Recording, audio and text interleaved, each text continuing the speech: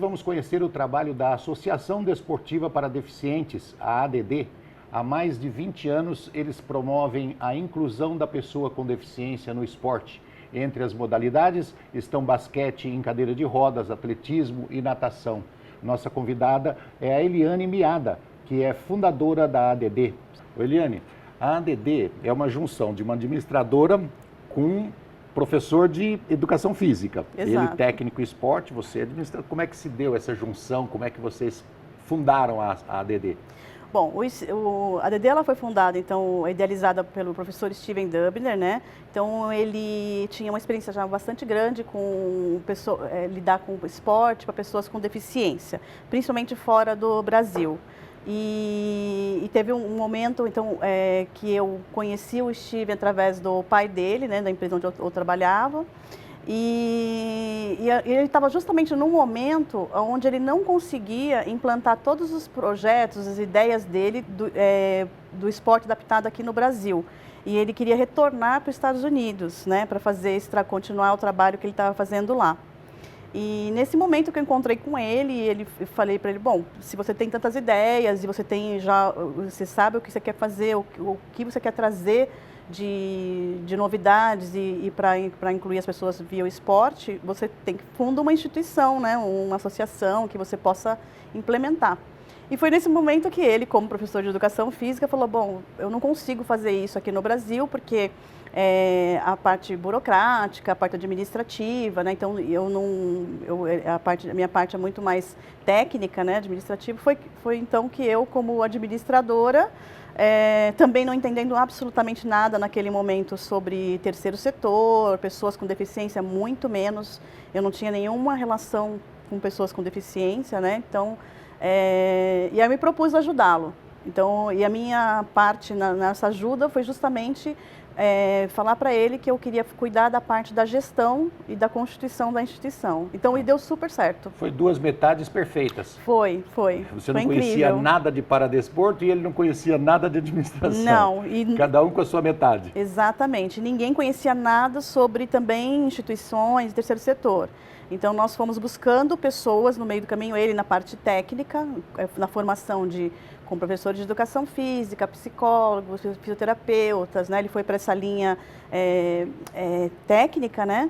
E eu me juntei com outro corpo que era sempre voluntários, né? Então, a gente começou tudo com voluntários, com advogados, com pessoas, com outros administradores, pessoas de comunicação e marketing, e nós fomos aí, então, juntando as partes para ter uma instituição que já pudesse iniciar com projetos estruturados.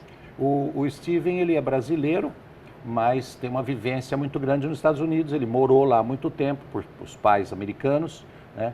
Ele já tinha esse contato com pessoas com deficiência lá nos Estados Unidos ou foi aqui no Brasil que ele começou?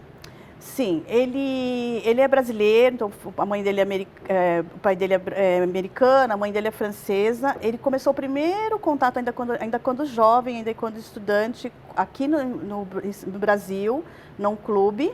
Ele teve um primeiro contato com uma pessoa com deficiência, um cadeirante, e que queria jogar basquete em cadeira de rodas. Porém, toda a vivência que ele teve, ele morando nos Estados Unidos, ele acabou pegando uma parte prática e toda a parte de projetos e trabalhando nos Estados Unidos, no Canadá, na Ásia. Então, alguns países que ele participou sempre como voluntário.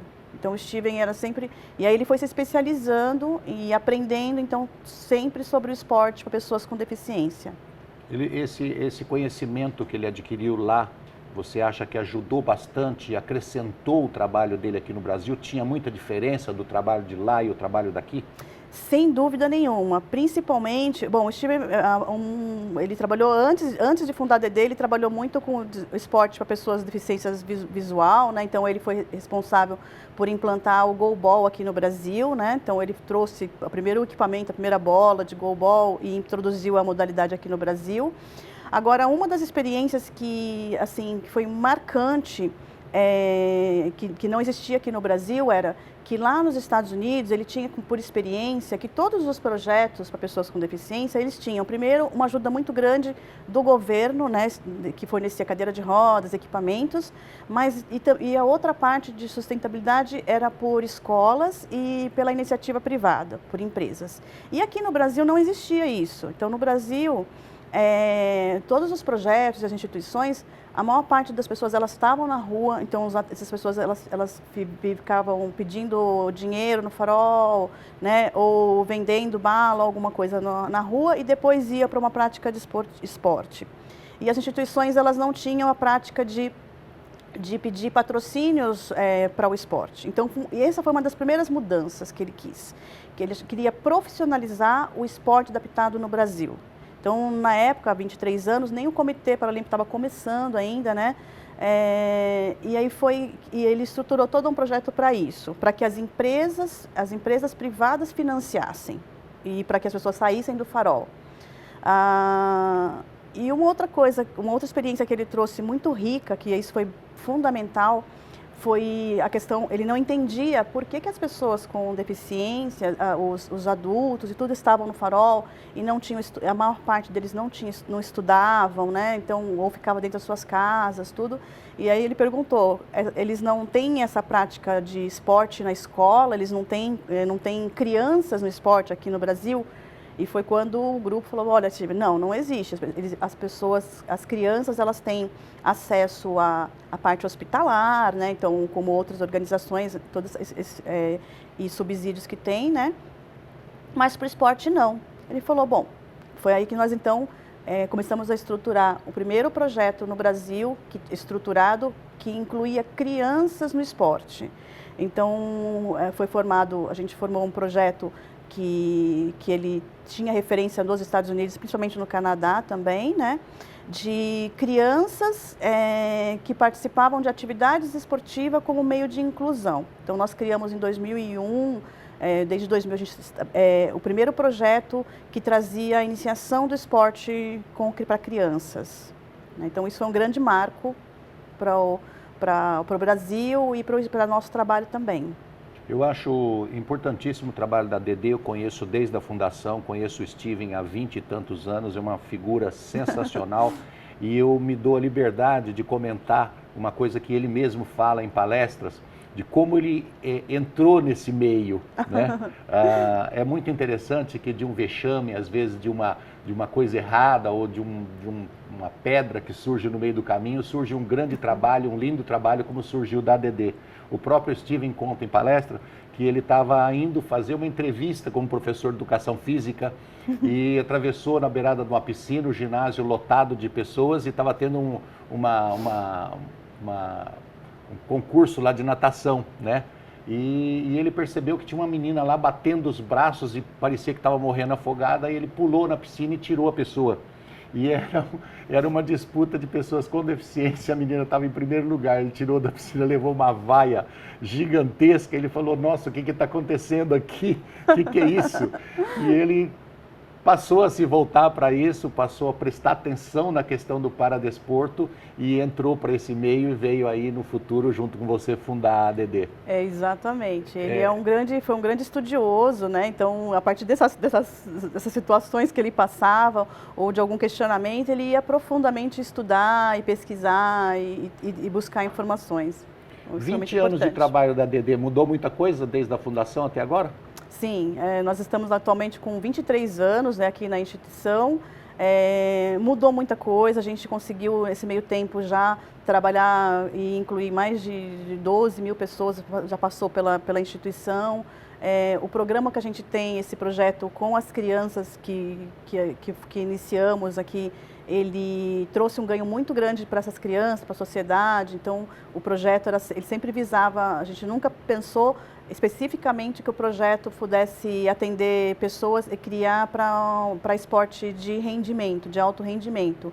embora no projeto tenha saído muitas pessoas para o alto rendimento, assim como o nadador Daniel Dias e outros atletas também de modalidades de basquete, mas principalmente na transformação social, na questão, sempre o nosso projeto também foi ligado muito, sempre à parte da educação, né? Então as crianças precisavam estar estudando, a gente sempre tinha parceria com escolas e depois universidades para a continuidade dessa formação.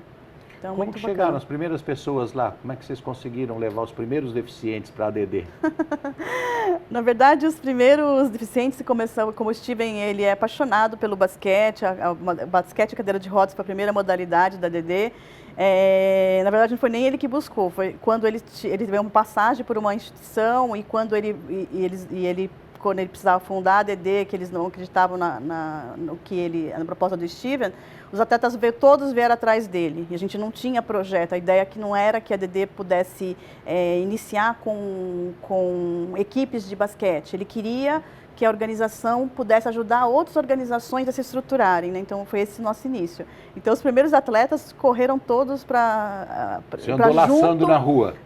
Exatamente. As primeiras cadeiras de rodas que foram conseguidas para competição, né? Então o Steven, ele conseguia essas doações, enfim. Então esses foram os atletas, né? As primeiras dificuldades. Dificuldade muito grande, porque principalmente quando você está iniciando, né, e as pessoas não acreditavam, né, assim, ele vinha, que hoje as ideias dele passam a ser comum, mas naquela época as pessoas não acreditavam que as empresas pudessem por si só patrocinar o esporte paralímpico, patrocinar, né, e colocar e agregar a marca com pessoas com deficiência. Então essa grande dificuldade no Brasil. E eu lembro que uma das ações que o Steven fez para mobilizar isso foi a ajuda do rádio, né? Então ele queria de qualquer forma ter uma voz no rádio e na época ele perguntou onde os empresários escutam. Então ele foi para uma rádio, insistiu e começou a falar sobre o projeto, enfim, e veio o primeiro patrocinador. Ele foi no rádio comigo? Foi também, né? Foi. A rádio era ele falou assim, eu preciso falar com esses empresários, mas eu preciso falar rápido. Ele é muito ativo, né? Na época eu estava no rádio, eu lembro que o Steven foi lá falar sobre a ADD. E o rádio dava muita repercussão, ele divulgava, a gente estava lá no telefone esperando, né, alguma coisa, e um dia realmente o empresário apostou nisso. E aí esse início foi bem difícil, mas... Vocês utilizavam uma quadra que fica ali naquele centro de esportes em frente à ACD. Utilizar uma quadra lá. Era o centro, eu cheguei a visitar também. Exatamente. Ali é a quadra acho que é do Centro Olímpico, né? E aquela quadra funcionava até 24 horas naquela época e o time utilizava. A gente utilizava lá, toda a quadra. Usamos escolas também. Eliane, é muito gostoso falar sobre a ADD e nós vamos conversar muito mais. Mas nós vamos para um rápido intervalo e já voltamos.